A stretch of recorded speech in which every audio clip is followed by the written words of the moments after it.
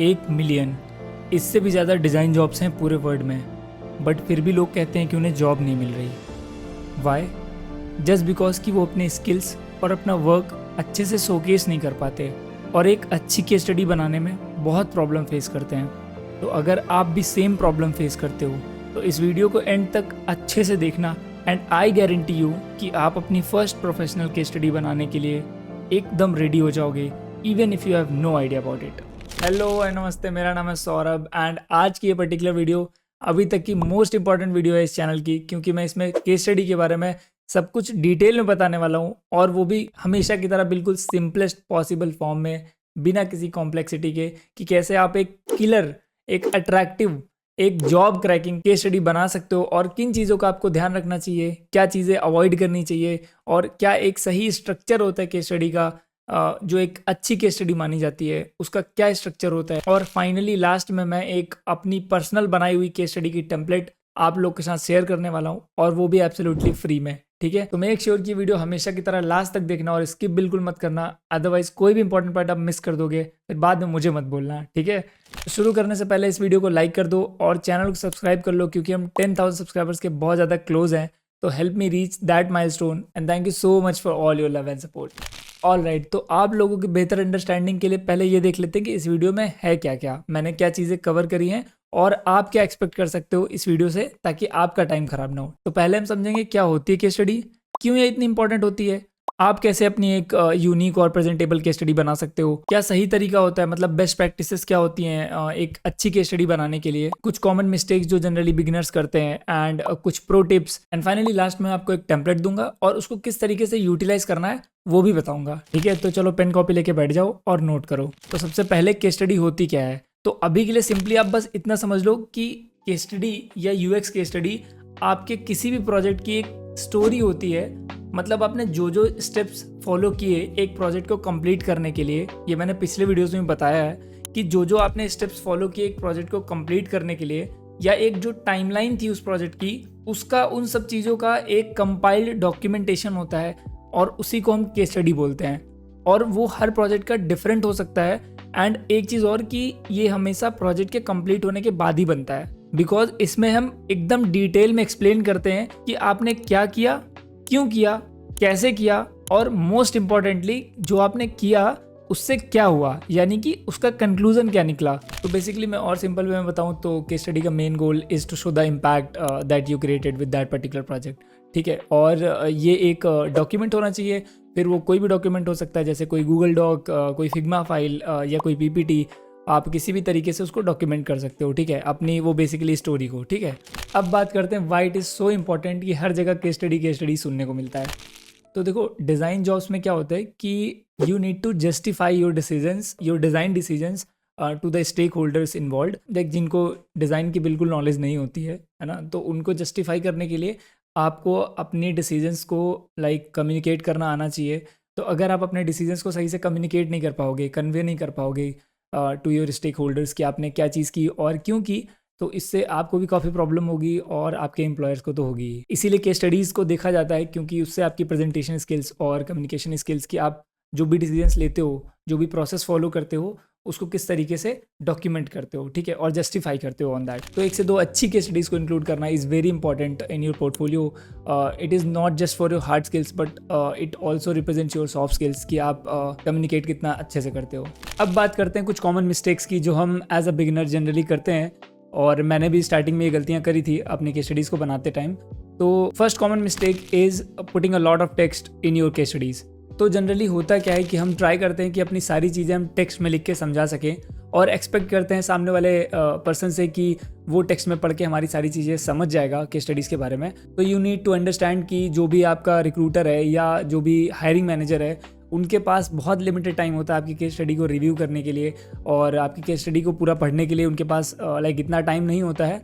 तो it's our responsibility कि हम उनके लिए कंफर्टेबल टू रीड बनाएं और ज़्यादा लेंदी टेक्स्ट ना ऐड करके लाइक एसेज ना ऐड कर दें प्रॉपर तरीके से कि पूरा का पूरा न्यूज़पेपर बना दिया केस स्टडी को। तो मेक श्योर कि आप प्रिसाइसली टेक्स्ट को क्राफ्ट करके लिखो और ट्राई करो कम लिखने का, जितना हो सके जितना ज़रूरत है बस उतना ही आप लिखो। उससे ईजी रहेगा काफ़ी आपके रिक्रूटर्स को पढ़ने के लिए और आपकी केस स्टडीज़ लाइक अच्छी बन के निकल के आएंगी और वो एकदम बोरिंग नहीं लगेगी। सेकेंड कॉमन मिस्टेक जो लोग करते हैं is showing only your final designs. तो ये भी काफ़ी फ्रीक्वेंट मिस्टेक है कि हम सिर्फ अपनी फाइनल डिज़ाइंस को इंक्लूड करते हैं अपनी केस स्टडी में, जबकि जैसे मैंने पहले बताया कि case study is about showing your story, your timeline of that particular project. तो आप मेक श्योर करो कि जो भी आपने स्टेप्स फॉलो किए हैं उनको इंक्लूड करो, चाहे भले ही आपने थॉरो रिसर्च एकदम ना कंडक्ट कराई हो, रिसर्च ज़्यादा ना करी हो, बट फिर भी आपने जो भी वायर फ्रेमिंग करी है, जो भी स्केचिंग वगैरह करी है, आइडिएशन किया है, थोड़ी बहुत ब्रेनस्टॉर्मिंग करी है, तो वो सारी चीज़ें आप इंक्लूड करो अपनी केस स्टडी में, ताकि वो स्टोरी काइंड ऑफ एक डॉक्यूमेंट बने। ठीक है। Now third common mistake that we do is using fake research. अब ये भी काफ़ी इंपॉर्टेंट है कि जब भी हम फिक्शनल रिसर्च वगैरह यूज़ करते हैं अपने केस स्टडीज़ में, कोई भी AI रिसर्च हो गई, कोई भी फिक्शनल रिसर्च हो गई, कोई भी इमेजिनरी रिसर्च हो गई जो आपने कंडक्ट कराई है, अगर आप उनको इंक्लूड कर रहे हो अपनी केस स्टडीज़ में तो मेक श्योर कि आप वहाँ पे उस चीज़ को मेंशन करो that this research is hypothetical, और या फिर ये एक फिक्शनल रिसर्च है और this is not done correctly following the proper procedure of UX। तो ये चीज़ आप मेंशन करोगे तो आपको प्रॉब्लम नहीं होगी। अगर कोई पॉइंट आउट भी करता है कि ये रिसर्च सही नहीं लग रही तो आप उसको क्लियरली बता सकते हो। ठीक है। तो इनके अलावा भी कुछ और कॉमन मिस्टेक्स हैं, जैसे आप फाइंडिंग्स नहीं शो करते हो अपने प्रोजेक्ट को कंप्लीट करने के बाद। मतलब आपने जो भी प्रोजेक्ट बनाया, जो भी डिज़ाइन बनाई, उसके बाद क्या हुआ, जैसे यूज़र टेस्टिंग आपने की कि नहीं की। अगर यूज़र टेस्टिंग की तो उसके बाद आपने क्या चेंजेस करे, मतलब क्या इंप्रूवमेंट्स करे अपने डिज़ाइंस में, और इंप्रूवमेंट्स करे तो आपने कितना फीडबैक लिया, लाइक फीडबैक को किस तरीके से आप देखते हो, फिर आप रिफ्लेक्शन क्या करते हो उन चीज़ों पे। तो ये सारी चीज़ें भी मैटर करती हैं और ये आपको केस स्टडीज़ में अपने ज़रूर इंक्लूड करना चाहिए। तो अब बात करते हैं एक बेस्ट स्ट्रक्चर क्या होता है एक केस स्टडी को बनाने के लिए, जो काफ़ी सारे डिज़ाइनर्स सजेस्ट करते हैं, इंक्लूडिंग गूगल डिज़ाइनर्स ऑल्सो। मैंने इसमें कुछ अपनी चीज़ें ऐड करी हैं जो मुझे सही लगती हैं मेरे केस स्टडीज़ के अकॉर्डिंग। लेकिन उससे पहले अगर आप यहाँ तक वीडियो देख रहे हो और अभी तक आपने लाइक नहीं किया है तो प्लीज़ इस वीडियो को लाइक कर दो। इससे मुझे काफ़ी ज़्यादा मोटिवेशन मिलता है और वीडियोज़ बनाने के लिए, और यूट्यूब एल्गोरिदम को भी काफ़ी मोटिवेशन मिलता है मेरी वीडियो और पुश करने के लिए। ठीक है। और सब्सक्राइब जरूर से कर देना चैनल को। तो ये स्ट्रक्चर है एक अच्छी केस स्टडी बनाने के लिए। जैसे कि सबसे फर्स्ट टॉप में आपका एक ओवरव्यू रहता है, यानी कि जो भी प्रोजेक्ट है उसका एक नाम रहता है। मतलब वो नाम सिर्फ आपके प्रोजेक्ट का नाम नहीं रहेगा या केस स्टडी नहीं लिखा रहेगा वहाँ पे। आप अच्छी सी एक टैगलाइन बना सकते हो, आप तो AI से भी जनरेट करा सकते हो। वो टैगलाइन पढ़ के ही समझ में आ जानी चाहिए कि कंप्लीट केस स्टडी किस चीज़ के बारे में होने वाली है और जो भी रीडर है वो उस चीज़ से क्या एक्सपेक्ट कर सकता है। ठीक है। फिर उसके बाद थोड़ा सा कॉन्टेक्स्ट देना है आपको प्रोजेक्ट के बारे में कि एक्चुअली क्या है प्रोजेक्ट के अंदर, और थोड़ा सा ब्रीफ कि आप उस प्रॉब्लम स्टेटमेंट तक जो आप जस्टिफाई करने वाले हो वहाँ तक कैसे पहुँचे। फिर उसके बाद आपको प्रॉब्लम स्टेटमेंट मेंशन करनी है। एंड अगेन सिर्फ प्रॉब्लम स्टेटमेंट हेडिंग नहीं होनी चाहिए, एक्चुअल एक प्रॉब्लम स्टेटमेंट होनी चाहिए जो एज अ हेडिंग लिखी होनी चाहिए। वो मैं भी आपको जब टेम्पलेट दिखाऊंगा तो उसमें पता चल जाएगा आपको कि किस तरीके से प्रेजेंट करना है। ठीक है। तो प्रॉब्लम स्टेटमेंट के बाद आपको सॉल्यूशन दिखाना है उसका, थोड़ा सा मतलब एक स्नीक पीक दिखाना है। जो भी आपके पूरे केस स्टडी में चीज़ें होने वाली हैं उसका एक स्नीक पीक होना चाहिए। कई लोग सॉल्यूशन को लास्ट में प्रेफर करते हैं दिखाना, बट आई पर्सनली प्रेफर कि हमारा सॉल्यूशन टॉप पे ही दिख जाए एंड उसके बाद उसकी स्टोरी नीचे मैं बाद में दिखाऊं कि हाँ ये सॉल्यूशन था, ये लाइक ये प्रॉब्लम स्टेटमेंट थी, फिर उसके बाद ये सॉल्यूशन है और अब ये स्टोरी है कि मैं यहाँ तक पहुँचा कैसे। ठीक है। तो ऐसे करके आप स्टोरी टेलिंग भी कर सकते हो अपनी केस स्टडीज से। उसके बाद हम डिफाइन करेंगे अपनी टीम को, अगर कोई टीम हुई तो अपने रोल को, कितना ड्यूरेशन था उस प्रोजेक्ट का, और क्या क्या टूल्स आपने या सॉफ्टवेयर्स आपने यूज़ करे। उसके बाद आप प्रोजेक्ट गोल्स भी मेंशन कर सकते हो कि आपने जो भी प्रॉब्लम स्टेटमेंट फाइंड करी या जिस प्रॉब्लम स्टेटमेंट आप काम कर रहे हो उस पर काम करने के लिए आपका क्या विजन है, आपका क्या गोल था कि आप वो अचीव कर लोगे तो आपका प्रोजेक्ट सक्सेसफुल हो जाएगा। ठीक है। एंड देन आफ्टर दैट आप अपना रिसर्च पार्ट इंक्लूड करोगे। ये एक पूरा ऑल टुगेदर डिफरेंट सेक्शन होगा जिसमें आप मल्टीपल जो भी आपने रिसर्च मैथोडोलॉजीज यूज़ करी होंगी सिर्फ उन्हीं को इंक्लूड करना होता है। जैसे बहुत सारे मेथड्स होते हैं रिसर्च के, किसी प्रोजेक्ट में कोई चीज़ की रिक्वायरमेंट होती है और किसी प्रोजेक्ट में रिक्वायरमेंट नहीं होती या सिचुएशन ऐसी नहीं होती।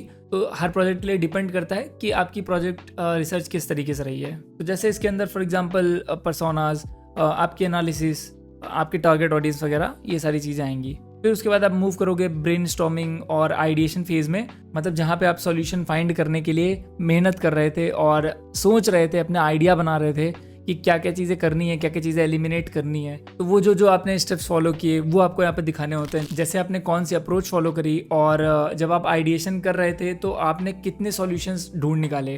तो इट्स नॉट अबाउट कि आपने सिर्फ एक सॉल्यूशन निकाला और उसका आंसर दे दिया, वही बना के स्टडी में प्रेजेंट कर दिया। तो आप जब सॉल्यूशन डिज़ाइन कर रहे होंगे तो इट इज़ कम्प्लीटली अंडरस्टूड कि आपने मल्टीपल सॉल्यूशंस बनाए होंगे, मल्टीपल डिज़ाइंस बनाई होंगी, और फिर आप किसी कंक्लूजन पे आए होंगे, चाहे फिर कोई मीटिंग हो, चाहे रिव्यू मीटिंग्स हो, या फिर चाहे आपने टेस्टिंग की हो। तो उसके बाद जब आप फाइनल डिज़ाइंस में आए हैं तो उसमें भी वो भी आपको शो करनी होती हैं, एंड उसको हम पॉसिबल सॉल्यूशंस बोलते हैं कि हाँ 3-4 तरीके हमने फाइंड किए थे और उनमें से एक चीज़ हमने फाइनलाइज करी है।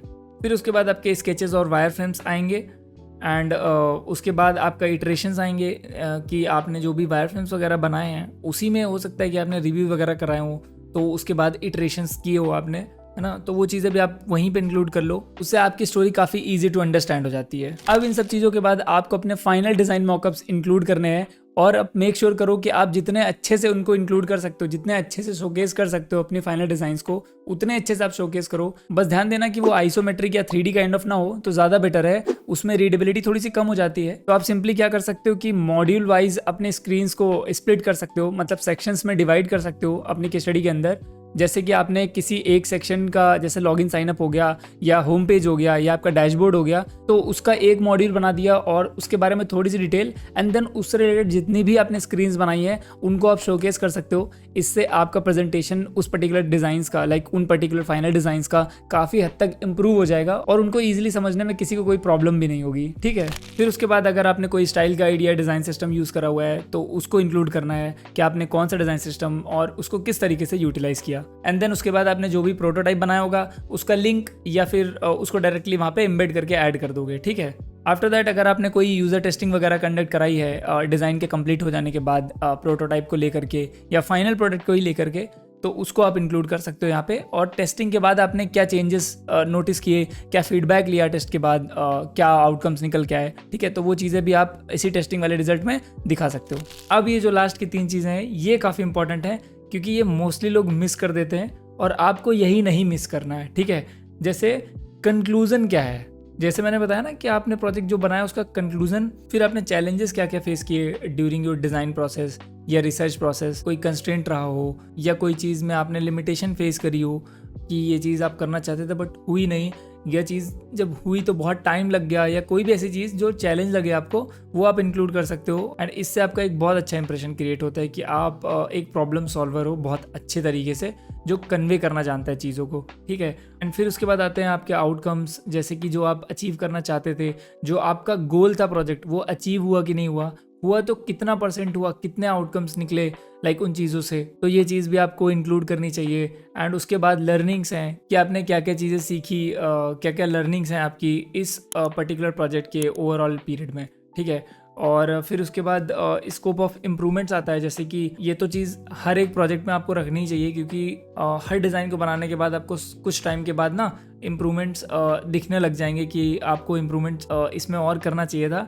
तो स्कोप ऑफ इम्प्रूवमेंट्स का आप पहले से ही एक सेक्शन दे सकते हो कि वहाँ पे आप बता सकते हो कि फ्यूचर में ये स्कोप ऑफ इम्प्रूवमेंट्स हैं, या अभी नहीं है तो फ्यूचर प्लान्ड है और ये चीज़ें हम कर सकते हैं, इसको इम्प्रूव कर सकते हैं और फ्यूचर में, ठीक है। एंड फिर उसके बाद आप ये इंक्लूड कर सकते हो कि what you could have done better, क्या चीज़ें हैं जो आप और बेहतर कर सकते थे जो अभी आपने किया, क्योंकि आप एक टाइम के बाद आपको लगने लगता है कि आपका नॉलेज बढ़ गया है और आप और अच्छा डिज़ाइन बना सकते थे या फिर और अच्छा सॉल्यूशन क्रिएट कर सकते थे। And of course it is the sign that you are progressing. तो ये भी चीज़ आपको इंक्लूड करनी चाहिए अपने केस स्टडीज़ में, और इससे भी अगेन एक अच्छा इंप्रेशन पड़ता है, ठीक है। एंड फिर उसके बाद लास्ट में आपको एक फीडबैक का सेक्शन देना है, जहाँ पे आप सजेशंस या फीडबैक के लिए पूछोगे, जिससे भी केस स्टडी रिव्यू करवा रहे हो अपनी, या फिर जिनके सामने भी आप प्रेजेंट कर रहे हो, तो उनसे अपनी केस स्टडी प्रेजेंट करने के बाद आप फीडबैक लो। अच्छा, इन सभी चीज़ों के बाद मैं आपको एक इम्पॉर्टेंट बात बताऊंगा, कभी भी किसी को कॉपी करने का ट्राई मत करना, स्पेशली अगर आप कोई प्रोजेक्ट इंटरव्यू के टाइम पे प्रेजेंट कर रहे हो और वो चीज़ आपकी तब पकड़ी जाती है तो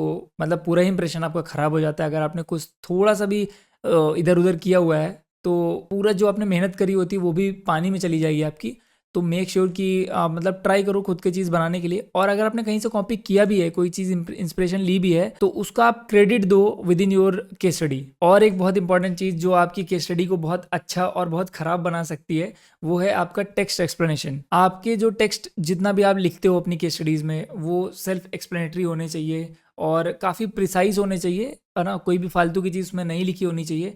ट्राई करो, क्योंकि आप अगर ऐसा करते हो, ज़्यादा लेंदी टेक्स्ट आप लिखते हो, तो वो रीडर है उसके ऊपर एक एक्स्ट्रा बर्डन रहेगा। और मतलब आप you are making them spend more time in your case study, और उनको कुछ वैल्यू उससे मिल नहीं रही होगी। तो मेक श्योर कि जो भी आप हेडिंग्स वगैरह स्पेशली यूज़ करो, तो वो सेल्फ एक्सप्लेनेटरी होनी चाहिए, ना कि just the problem statement, the research, the persona, ऐसे करके नहीं लिखना। आप डायरेक्टली एक अच्छी सी हेडिंग क्राफ्ट करके लिख सकते हो हर एक सेक्शन में अपने केस स्टडी के। और आप एक चीज़ कर सकते हो कि इसको बेहतर करने के लिए आप मेथड ऑफ वर्जनिंग यूज़ कर सकते हो। फॉर एग्जाम्पल, आप पहले वर्जन 1 बनाओ जिसमें आप जो भी चीज़ें आपके डिटेल्स थी, कुछ भी था, जो भी आपके दिमाग में आता है, उसको एक डॉक में लिखते जाओ, या फिर एक पेन पेपर में लिखते जाओ, या कोई गूगल डॉक बना लो, है ना, उसमें लिखते जाओ। आपका वो वर्जन 1 होगा। फिर उसके बाद उसको रिफाइन करना चालू करो अनटिल अनलेस आपका बहुत प्रिसाइज और आपके हिसाब से ऑन पॉइंट टेक्स्ट रेडी ना हो जाए। तो ऐसे करके वर्जन 1, 2, 3 मे बी 4 तक बन सकता है, लेकिन फिर वो जो टेक्स्ट आप लिखोगे वो बहुत प्रिसाइज होंगे और बहुत एक्यूरेट होंगे, एंड वो चीज़ आपकी केस स्टडी में दिखेगी भी। ईच एंड एवरी चीज़ को एक स्टोरी की तरीके से क्राफ्ट करने का ट्राई करो। अब इन सभी चीज़ों के बाद हम बात करते हैं अपनी केस स्टडी टेम्पलेट की, जिसके बारे में मैंने बताया था आपको, और आप किस तरीके से इसको यूज़ करोगे फिग्मा के अंदर, वो भी मैं आपको बताता हूँ, ठीक है। तो ये है कंप्लीट टेम्पलेट, इसका लिंक मैं डिस्क्रिप्शन में दे दूंगा, और आप वहाँ से जाके डायरेक्टली डाउनलोड कर सकते हो वीडियो को लाइक करने के बाद और चैनल को सब्सक्राइब करने के बाद, ठीक है। अच्छा, इस वीडियो के बाद एक और वीडियो मैं बनाऊंगा, वो इस वीडियो का पार्ट 2 होगा, जिसमें मैं अपनी एक पर्सनल केस स्टडी आप लोग के साथ शेयर करूंगा, ठीक है। That case study help me to land a job at Deloitte, ठीक है। तो वो काफ़ी इंपॉर्टेंट केस स्टडी है, एंड आई होप कि आप लोगों को उस चीज़ से काफ़ी प्रैक्टिकल हेल्प मिलेगी, एंड वो वीडियो बहुत ही जल्दी आएगी, ठीक है। तो मेक श्योर कि अभी से चैनल को सब्सक्राइब कर लेना एंड बेल नोटिफिकेशन को ऑन कर लेना, जिससे आपको तुरंत अपडेट मिल जाए। तो बैक टू टेम्पलेट, आप यहाँ पे देख सकते हो कि एक प्रोजेक्ट टाइटल है जो कि आपको काफ़ी स्मार्टली लिखना है, एंड उसके बाद आपकी एक कवर इमेज है उस पर्टिकुलर प्रोजेक्ट की, एक स्नीक पिक होगा जिसको आप डिज़ाइन कर सकते हो, सारे डिज़ाइंस को कंबाइन करके एक कस्टम बना सकते हो। इसको आप आइसोमेट्रिक, 3D या जैसे मर्जी आपकी वैसे बना के आप लगा सकते हो। देन उसके बाद आपका कॉन्टेक्स्ट है, जो कि प्रॉब्लम स्टेटमेंट की एक स्टोरी होती है कि आप इस प्रॉब्लम स्टेटमेंट तक पहुंचे कैसे, ठीक है। और इस कॉन्टेक्स्ट को पढ़ के किसी को भी पूरे प्रोजेक्ट का आइडिया लग जाना चाहिए कि क्या है इस प्रोजेक्ट में। देन आप कॉन्टेक्स्ट देने के बाद अपनी प्रॉब्लम स्टेटमेंट को दिखाओगे कि प्रॉब्लम स्टेटमेंट क्या थी, एंड मेक श्योर कि जो प्रॉब्लम स्टेटमेंट की हेडिंग है, आप उसकी हेडिंग की जगह पे ही पूरी प्रॉब्लम स्टेटमेंट लिख दो, एक अच्छे तरीके से उसको क्राफ्ट करके। आप उसमें एआई की भी हेल्प ले सकते हो आजकल, ठीक है। तो आपको सिर्फ प्रॉब्लम स्टेटमेंट का नाम नहीं लिखना है, बल्कि उसके बारे में थोड़ी सी डिटेल भी लिखनी है, थोड़ा सा उसको डिस्क्राइब करना है, ताकि पढ़ने वाले को और अच्छे से समझ में आ सके कि आप किस प्रॉब्लम पे काम करने जा रहे हो। एंड देन आप सॉल्यूशन शो करोगे उस प्रॉब्लम स्टेटमेंट का जो भी आपने फाइनली बनाया था। अगेन इस चीज़ को आप लास्ट में भी रख सकते हो, कई लोग प्रेफर करते हैं, बट आई पर्सनली प्रेफर कि ये प्रॉब्लम स्टेटमेंट के जस्ट नीचे आना चाहिए, जस्ट प्रॉब्लम स्टेटमेंट के बाद आना चाहिए, ताकि एक आइडिया लग जाए कि ओके ये प्रॉब्लम स्टेटमेंट थी, आपने ये सॉल्यूशन क्रिएट किया, अब इसके नीचे इसकी कंप्लीट स्टोरी है कि उस प्रॉब्लम स्टेटमेंट के बाद इस सॉल्यूशन तक हम कैसे पहुंचे। तो this is the way I like to express myself. आप अपने तरीके से भी कर सकते हो, ठीक है। तो क्राफ्टेड सॉल्यूशन में आपको थोड़ी सी डिटेल्स और जो भी आपकी स्क्रीन्स हैं वो आप शोकेस कर सकते हो, एंड देन आपकी कंप्लीट पिक्चर स्टार्ट होगी, वो स्टोरी जिससे आप उस सॉल्यूशन तक पहुंचे हो, ठीक है। तो आपको कोई भी हेडिंग डालनी है एक स्टोरी करके, ये कुछ भी आप बना सकते हो, जरूरी नहीं कि आप मेरे टेम्पलेट को ही फॉलो करो, इसको आप अपने मर्जी से कस्टमाइज कर सकते हो, ठीक है। तो उस स्टोरी में आप स्टार्टिंग करोगे अपनी टीम से, आपका क्या रोल था, कितना टाइम लगा, और कौन कौन से टूल्स आपने यूज करें इस प्रोजेक्ट में, तो एक कंप्लीट ओवरव्यू हो जाता है। फिर इसके बाद आप अपना प्रोजेक्ट गोल डिसाइड करोगे कि आपका गोल क्या है, कि एक जो प्रॉब्लम स्टेटमेंट है हमें इसका सॉल्यूशन ढूंढना है, तो हम अपने माइंड में कौन सा गोल लेके चल रहे हैं कि हमको क्या चीज मिल जाए तब हमें लगेगा कि ओके अब सॉल्यूशन मिल गया है, ठीक है। और गोल को एज अ हेडिंग लिखना है, अगेन मैंने इस टेम्पलेट में लिख रखा है ऑलरेडी। एंड देन आपका रिसर्च पार्ट आएगा कि जैसे कौन कौन से मेथड्स आपने यूज किए हैं, जैसे पर्सोना क्रिएशन हो गया, आपके एनालिसिस हो गई, तो जो जो स्टेप्स आपने फॉलो किए हैं वो आपको यहाँ पे इंक्लूड करने हैं। तो अब आपको एक स्ट्रक्चर समझ में आ रहा है कि हमने पहले प्रॉब्लम स्टेटमेंट डिफाइन करी, फिर हमने सॉल्यूशन बता दिया, और अब हम बता रहे हैं कि हम उस सॉल्यूशन तक पहुंचे कैसे। मतलब पहले हमने ओवरव्यू दिया कि कितने लोग काम कर रहे थे, मेरा क्या रोल था, कितना टाइम लगा, और उसके बाद हमने कौन कौन से टूल यूज करे, एंड देन उसके बाद आप रिसर्च दिखा रहे हो कि आपने किस तरीके से रिसर्च कंडक्ट कराई, है ना। तो इसमें जो भी आपकी एनालिसिस वगैरह है, जैसे competitive analysis, use case analysis, उसके बाद पेन पॉइंट्स वगैरह जो थे, एंड टारगेट ऑडियंस क्या थी आपकी, तो ये सारी चीजें आप अपने रिसर्च वाले सेक्शन में ही इंक्लूड करना। एंड मेक श्योर कि आप बीच बीच में रेलिवेंट पिक्चर्स वगैरह इंक्लूड करो जो भी आपके रिसर्च के टाइम में थी, जो भी आपने स्टिकी नोट्स वगैरह अगर कुछ बनाया है या कुछ भी आपने अगर कुछ डॉक्यूमेंट किया हुआ है तो उनके पिक्चर्स वगैरह इंक्लूड करते चलो, इट मेक्स गुड इंप्रेशन। ठीक है, तो उसके बाद आपका ब्रेनस्टॉर्मिंग एंड आइडिएशन सेक्शन है जिसमें आप अपनी अप्रोच और पॉसिबल सॉल्यूशंस इंक्लूड करोगे। जो भी आपने ऐसा तो नहीं होगा कि आपने एक ही बार में सॉल्यूशन सोचा और उसको डिजाइन कर दिया और वो फाइनलाइज भी हो गया। तो there must be multiple revisions, multiple screens, और एक के बाद एक इटरेशन करते करते आप फाइनल डिजाइन में पहुंचे। तो आपको वो पॉसिबल सॉल्यूशंस भी शो करने हैं जो कि आपने पहले बनाए थे बट वो रिजेक्ट हो गए या आपने उससे भी बेहतर बना लिया। ठीक है, तो वो आपको पॉसिबल सॉल्यूशन वाले सेक्शन में इंक्लूड करना है। एंड उसके बाद हमारा स्केचेस और वायर फ्रेम्स का सेक्शन है जहाँ पे आप अपने low fidelity, high fidelity wire frames वगैरह इंक्लूड करोगे। कोई स्केचेस वगैरह आपने रफ स्केचेस बनाए हैं तो वो चीज़ें भी आप इंक्लूड कर सकते हो। फिर उसके बाद इटरेशंस वगैरह जो भी थे कि जैसे आपने कोई वायर फ्रेम बनाया और उसमें कोई चेंजेस बताए या चेंजेस करने की ज़रूरत पड़ी, तो वो चीज़ें भी आपको इंक्लूड करनी है कि पहले मैंने क्या बनाया, फिर क्या चेंज हुआ, फिर क्या चेंज हुआ। ठीक है, तो ऐसे करके आपको इटरेशंस भी इंक्लूड करने हैं। एंड देन उसके बाद आप मूव करोगे अपने फाइनल डिज़ाइन मॉकअप्स में जहाँ पे आप कंप्लीट डिटेल में शो करोगे। एकदम जैसे मैंने बताया कि आपको एक ओवरव्यू देना है और उसके बाद बिल्कुल फ्लैट डिज़ाइन शो करनी है जिसमें रीडेबिलिटी एकदम क्लियर हो, और कुछ इस तरीके से आपको शो करना है जैसे एक मॉड्यूल हो गया और उसकी स्क्रीन हो गई, उसके बारे में थोड़ी सी डिटेल हो गई, और फिर दूसरा मॉड्यूल हो गया, दूसरे मॉड्यूल की स्क्रीन्स हो गई, उनकी डिटेल्स हो गई। ठीक है, तो इस तरीके से आपको मॉड्यूल और सेक्शन वाइज डिवाइड करना, जैसे मैंने पहले भी बताया था। और फिर उसके बाद जैसे मैंने बताया कि आपको डिज़ाइन सिस्टम्स या स्टाइल गाइड्स वगैरह जो भी आपने यूज़ करी हैं उनको शो करना है, उनको क्रेडिट देना है। अगर आपने खुद का डिज़ाइन सिस्टम वगैरह यूज़ किया है तो उनको भी एम्बेड करना है, अटैच करना है यहाँ पे, सो दैट बेटर अंडरस्टैंडिंग हो सके आपके कंप्लीट प्रोडक्ट की। ठीक है, तो फिर प्रोटोटाइप वगैरह इंक्लूड करोगे। वही जैसे मैंने पहले बताया कि जो भी आपने प्रोटोटाइप वगैरह बनाया उनको डायरेक्टली भी एम्बेड कर सकते हो अगर आपका वेब पेज वगैरह कुछ भी है, और अगर नॉर्मल फिग्मा डिज़ाइन या कोई डॉक है तो वहाँ पे आप सिंपली लिंक दे सकते हो जो भी आपकी प्रोटोटाइप लिंक है ना। और फिर उसके बाद आपके यूज़र टेस्टिंग रिजल्ट्स आएंगे। आपने अगर कोई यूज़र टेस्टिंग कंडक्ट कराई है, और अगर नहीं कराई है तो इट्स ओके। सब लोग नहीं कराते क्योंकि बजट नहीं होता है, और या फिर आप प्रोजेक्ट हैंड ओवर करके खत्म कर देते हो उसको और उसके बाद का कोई काम नहीं होता वहाँ पे। ठीक है, तो अगर है तो अच्छी बात, अदरवाइज कोई बात नहीं, आप सीधे कंक्लूजन पे मूव कर जाना। ठीक है, तो कंक्लूजन वाला सेक्शन काफ़ी इंपॉर्टेंट, जैसे पहले मैंने बताया कि आपके चैलेंजेस क्या थे, आपके आउटकम्स क्या थे, और आपकी लर्निंग्स क्या हुई वहाँ से, ये सारी चीज़ें, और कुछ इंसाइट्स प्रोजेक्ट से रिलेटेड, ये सारी चीज़ें आप इस स्पेशल सेक्शन में इंक्लूड करना, क्योंकि ये काफ़ी इंपॉर्टेंट है कि आपकी लर्निंग्स क्या हुई इस प्रोजेक्ट को कंप्लीट करने से, व्हाट यू हैव लर्न। ठीक है, और आपको क्या चीज़ें और नेक्स्ट टाइम बेटर करनी है, और कुछ चैलेंजेस जो आपको फेस हुए ड्यूरिंग द प्रोजेक्ट, वो सारी चीज़ें आप यहाँ पे आप रिफ्लेक्ट करोगे बेसिकली। ठीक है, एंड लास्ट में आप एक बहुत अच्छा section scope of improvements include कर सकते हो। जैसे मान लो आपकी केस स्टडी थोड़ी सी पुरानी हो गई है, या फिर आपको केस स्टडी करने के बाद पता चला कि ये चीज़ें इंक्लूड करनी चाहिए थी, तो आपको स्कोप ऑफ इम्प्रूवमेंट्स वहाँ पे शो करने हैं कि कौन कौन से इम्प्रूवमेंट्स हैं अभी भी जो इस प्रोजेक्ट में किए जा सकते थे बट उस टाइम पे नहीं हो पाए ड्यू टू सम कंस्ट्रेंट्स, और ऐसे करके कुछ भी प्रॉब्लम आप बता सकते हो। एंड फिर उसके बाद आपको एक फीडबैक और इन नोट सेक्शन इंक्लूड करना है, क्योंकि इससे क्या होगा कि आप जिसके सामने भी केस स्टडी अपनी प्रेजेंट कर रहे हो उसको आप मौका दे रहे हो लास्ट के कुछ मिनट्स में कि आपसे वो उस पूरी केस स्टडी से क्वेश्चंस पुट अप कर सके। तो इस टेम्पलेट की लिंक मैंने डिस्क्रिप्शन में दे रखी है, जैसे मैंने पहले भी बताया, तो आप वहां से जाके इजीली डाउनलोड कर सकते हो और उसको अपने अकॉर्डिंग कस्टमाइज कर सकते हो। और अगर आपको कोई डाउट होता है या कोई प्रॉब्लम आती है इस टेम्पलेट से रिलेटेड या फिर इस पूरे वीडियो से रिलेटेड, तो आप नीचे कॉमेंट सेक्शन में डाउट लिख सकते हो। कॉमेंट सेक्शन ओपन है, और सजेस्ट कर सकते हो कोई चेंजेस, कोई इंप्रूवमेंट्स अगर वीडियो में हो सकते थे तो नेक्स्ट टाइम मैं ट्राई करूंगा उन चीज़ों को रेक्टिफाई करने के लिए। ठीक है, तो अब मुझे एक चीज़ बताओ कि आप लोग केस स्टडी करते रहते हो, पैनिक रहते हो एकदम केस स्टडी को लेकर के, टफ लगा?